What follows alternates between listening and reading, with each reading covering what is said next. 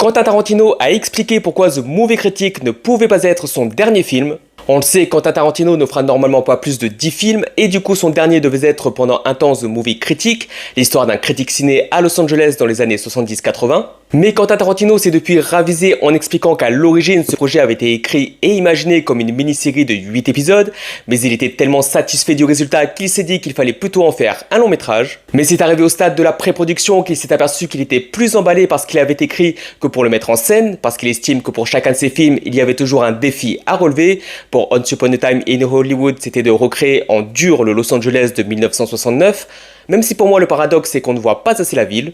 Pour Inglourious Basterds, c'était de cramer une salle de cinéma, et dans Kill Bill, c'était la fameuse séquence des Crazy 88. Mais pour The Movie Critic, il n'y avait rien de sensationnel à inventer, ça aurait même été trop proche de l'univers de Once Upon a Time in Hollywood, qui est pour lui une suite spirituelle à ce film. Mais son défi cérébralement, c'était d'essayer de prendre la profession la plus ennuyeuse du monde et d'en faire un film intéressant, qui aurait donné envie de voir une série sur un critique ciné. Et il voulait à tout prix rendre captivant l'histoire de quelqu'un qui passe sa vie à regarder des films, et il est quand même plutôt satisfait de ce qu'il a écrit, donc on peut espérer que ce projet voit le jour, mais pas en tant que 10e film. Et perso, imaginez la vibe hollywoodienne des années 70 avec des dialogues sur le cinéma écrits par Tarantino, moi ça me hype de fou.